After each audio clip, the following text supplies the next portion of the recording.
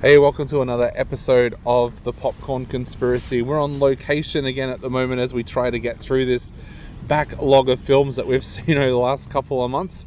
I'm Dave G.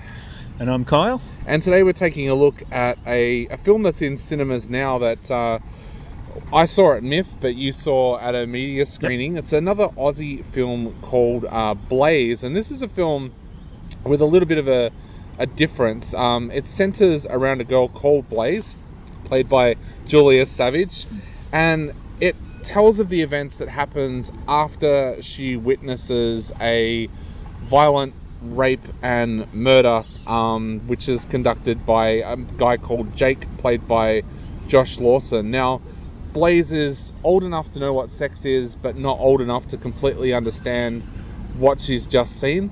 And when the police start wanting her side of the story, it starts to cause some deeply emotional things for her. And she's already someone who has obviously been through an emotional time because she has this imaginary friend, a dragon, that lives in her room. Now, this event that she witnesses throws her off the deep end completely, and suddenly Luke, her father, played by Simon Baker, isn't sure how to deal with the emotions that his daughter is going through. Mate, I know you saw this before me and you warned me what the film was going to be like, and then I saw it at MIF. What did you think of Blaze? Yeah, I was really impressed by Blaze. It's a debut film from the visual artist named Del Catherine Barton, and it's clearly been obviously influenced by her art style, and that's something that I thought was really interesting about, because story-wise it's a very simple story. It's something that could have been told in a short movie or even a music video. I wouldn't say stretched to feature length, but a lot of the runtime is made up of Blaze's imagination and what's going through her head as she's trying to struggle with her own puberty that she's going through, and really being forced to accept hard truths about the world and her place in it, and the evils that are forced upon women by men and stuff like that. But no, it was a really impressive film. Really great acting by almost everybody involved, and just the actual style behind it, I really was impressed by that as well. What did you think of it, David? Yeah, I thought the same. I thought visually this film is spectacular. I always love filmmakers that are willing to go out there and try something completely different. I think that's why I liked that film Music that came out a couple of years ago that so many people were having a go at, because it was different. It was different to what I'm used to seeing. It's the same with this film. Like when we talked before about having a dragon in our room, in the film that dragon is a huge massive puppet, like the kind of size that you would almost see for Chinese New Year in Chinatown or somewhere like that. Likewise, the film uses stop animation at different times throughout the film as well, as it brings to life some of the little creatures that Blaze has in a room as well. And to me it added to it, because you're never really sure what you're going to see next with this film. This film, I feel, would have been a lot darker in tone if Del Catherine Barton hadn't have lightened it up a little bit with the puppets and things like that. Having said that, it already is a very, very dark film, as you could imagine, a film that looks at a girl coming to terms with this violent crime that she's witnessed and then having to relive it through the court case. I think this is a pretty important film as well. Quite often when we see films like this, it'll either be the victim's story or it'll be the victim's family story. And I think this is actually quite a brave film, talking about how witnesses react to stuff like this. I'm not trying to get personal because this is a film documentary, but a few years ago, a friend and I witnessed an old lady get hit and killed by a truck at an intersection, and my friend took years to get over it. Like, it was just, it's not easy to get over something like that. So I think it's actually good to see a film like this that explores that, and especially how something like that can impact a younger member of society. Yeah, definitely. I mean, the style behind the whole movie really adds itself to the idea that you are watching this whole journey through the eyes of a little girl. So, I mean, it could be done fully really dark. It could be something done kind of like a movie like Irreversible or something really heavy like that. But at the same time, this is it really, in a way, it is a feminist film. But I say that more as it is a movie about a young girl confronting these harsh realities as she's going through her own journey into womanhood. And I mean, I know that the director, it was the planning behind this movie. What inspired this movie was the director hearing the statistic of how many women on average every week or every month or something were actually killed by people that they know. Yep. Or people that they were in relationships with, or just people that they know. And it was something that she wanted to explore with this film. So there are a lot of things behind this movie. It's not just about a little girl seeing a rape, or it isn't just about a rape in general. There's a lot of things behind this movie, and it's done in a very impressive, very unique way, which makes it stand out. And that, for me, when you're talking about movies that deal with sexual assault, for me, they need to be unique, because I don't think a movie that deals with something like that should feel like, oh, well, I've seen this before. Yeah. And like that's why I always appreciate it when filmmakers take that subject matter and they actually do something, I don't want to say just interesting, but they do something unique with it that makes the film stand out from the pack and make it actually an important movie. And as you say, just the visuals behind it, the puppetry, the stop motion animation, also the score and music that is played throughout this movie, which is done in a collaborative effort by Sam Petty along with American singer-songwriter Angel Olsen. Like, sometimes the movie, it can feel a little bit like a music video at times, but it's still, all of that really comes together to make something that's very unique, very special, and, as you say, an important movie.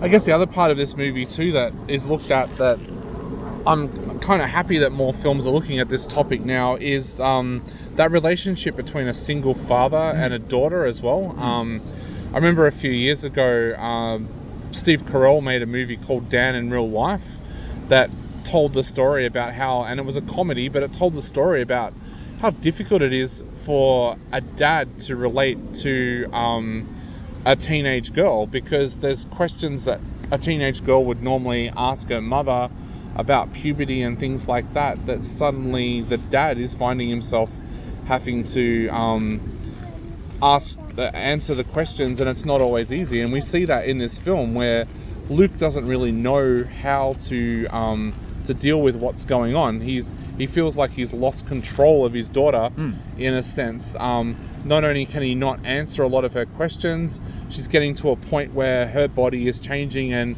he doesn't know how to describe that properly to her.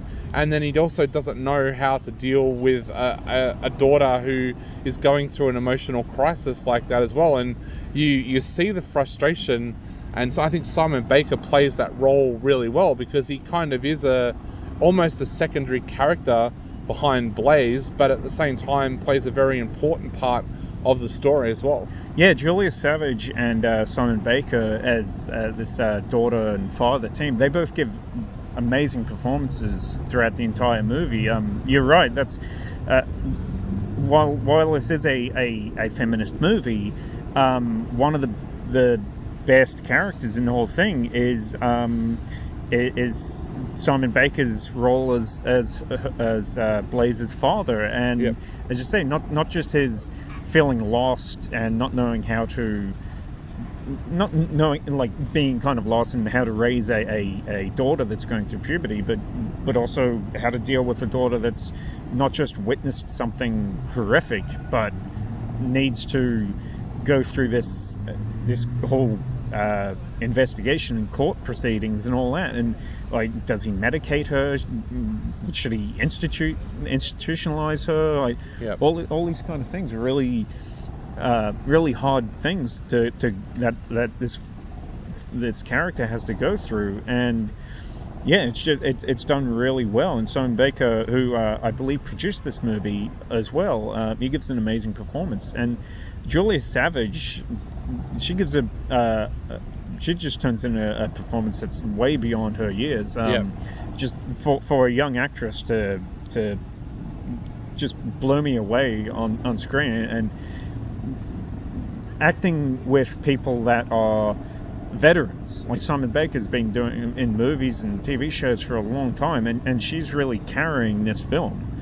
Julia Savage is carrying this film as this little girl and what she's gone through, and her talent's just on full display, and I really hope that she gets that people pick up on that and recognize her abilities. Yeah, some credit I think has got to be paid to Josh Lawson as well. I mean, he's an actor with a pretty good caliber. Like, he's been across to America and done comedies over there, and of course was in Mortal Kombat, and he's in Superstore, like one of the biggest shows in America.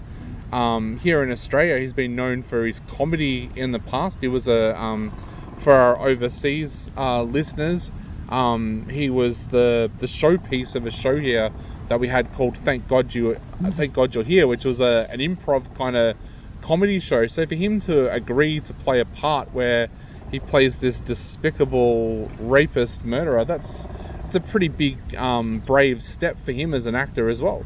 Yeah, like, not only that, but because one might almost say that, like, looking at it, you would say that, maybe it's miscast because he is such a likable actor, and even how he's playing in this, like, as a character, you could see how you would really like this guy. But that is kind of the point. He's not a cartoonish villain character in this movie. He is playing a nice guy, but obviously not a nice guy, but he's playing somebody that would come off as a nice guy, and somebody that why it's not just a open and shut case of why Blaze has to go through this, and because she is the only witness, that she is the only thing that's saying that this is what happened, that this guy did assault and murder this woman. And Josh Lawson's, for such a relatively small role in the film, he does an amazing job as well. Now, some critics have said that the puppetry and the stop animation gets in the way of the story and makes the film run over time. How did you feel about that? Like, I felt that it really worked. I thought that it added an extra element to this film that will make the film stay in my memory for a lot longer. What did you feel about those parts? Like, it definitely, that's what really made this movie stand out for me.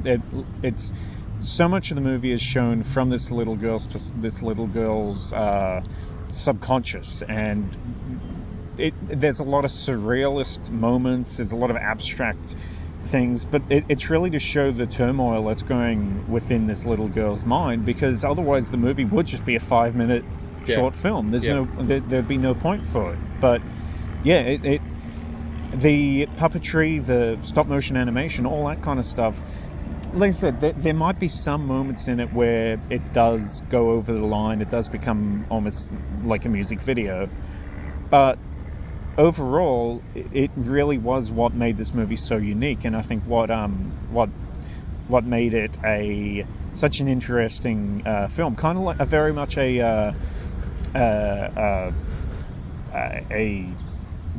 David Lynch kind of movie almost in some ways. I mean, that's the same thing. David Lynch was a visual director, a visual artist who turned to directing, and that's really the same deal here. So, to me, it's actually what sells the movie rather than any idea of it hurting the film. Yep, definitely. So, what are you going to give this one out of 5? I'm going to give this 4.5 out of 5. I really enjoyed it. The animation, the stop motion, the puppetry, all that stuff, and the music as well throughout it. It really was an impressive film, and the acting from Simon Baker and this really an unknown child actress, and it blew me away. So I really enjoyed it. I'm going to give it 4.5 out of 5. Yep, I'm going to give it 4 out of 5. I really can't wait to see what this director does next. I think this is a very, very exciting director, and I wouldn't be too surprised if she's not directing films in America in the next few years. Also, Julia Savage, I think, is brilliant in this. We've seen, one of the things that really stood out to me about MIF this year was the amount of Australian films I saw with strong performances from young kids. Rasmus King, I think I saw 2 of his films at the festival, and I said in both my reviews, this kid is the next Heath Ledger. Julia Savage, I think the world is her oyster. She'll be in Hollywood in the next few years too. So I'm going to give Blaze 4 out of 5. Kyle's giving it 4.5 out of 5. If you're wondering what all the background noise is, we are on location at the moment as we catch up on a few films, and we'll be back very, very soon with another episode of the Popcorn Conspiracy. But for now, I'm Dave G. And I've been Kyle. And we'll see you soon.